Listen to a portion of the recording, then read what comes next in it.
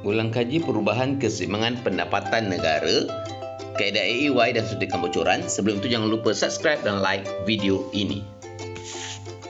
Keperluan penulisan jawapan perlu ada rajah dan huraian melibatkan keseimbangan asal, perubahan, proses keseimbangan baharu dan kesan. Contoh soalan, berbantukan gambar rajah pendekatan perbelanjaan agregat pendapatan, terangkan kesan penurunan kadar bunga ke atas keseimbangan pendapatan negara ekonomi 3 sektor.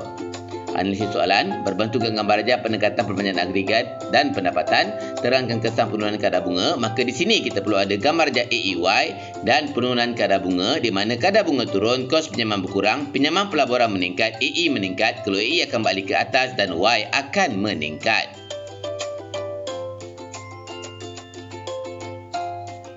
Gambar rajah AEY, so kita akan lukis gambar rajah AE yang beralih ke atas, iaitu AE asal, AE0, C0, I0, G0, beralih ke atas menjadi AE1, C0, I0, G1, melibatkan perubahan pendapatan negara Y0 ke Y1.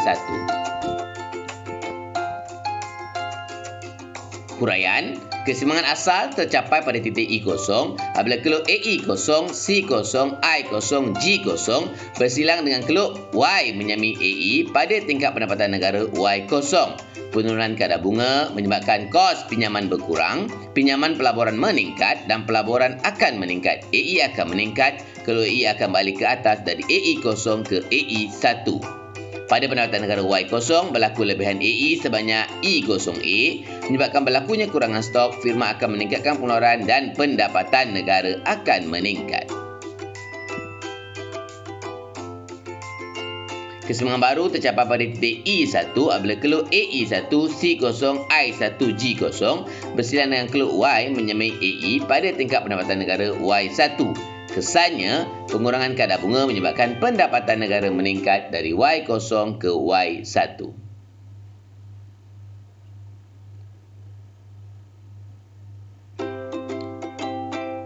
Berikutnya, sama-sama kita balik ke soalan suntikan bocoran.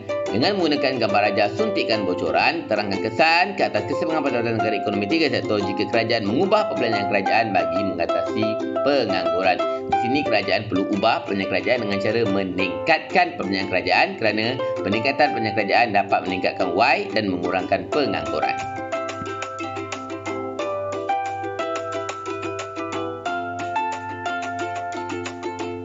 Maka gambar rajah suntikan bocoran yang kita lukis, gambar rajah bocoran tiada sebarang perubahan. Sebaliknya, perubahan hanya berlaku pada gambar rajah suntikan.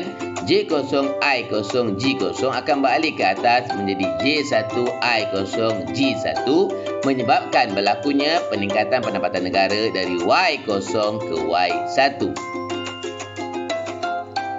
Huraian, keseimbangan asal tercapai pada titik E0 bila keluk suntikan J0, I0, G0 bersilang dengan keluk bocoran W0, S0, T0 pada tingkat pendapatan negara Y0. Kerajaan perlu meningkatkan perbelanjaan kerajaan bagi mengatasi masalah pengangguran. Peningkatan perbelanjaan kerajaan menyebabkan suntikan meningkat dan keluk suntikan beralih dari J0, I0, G0 kepada J1, I0, G1.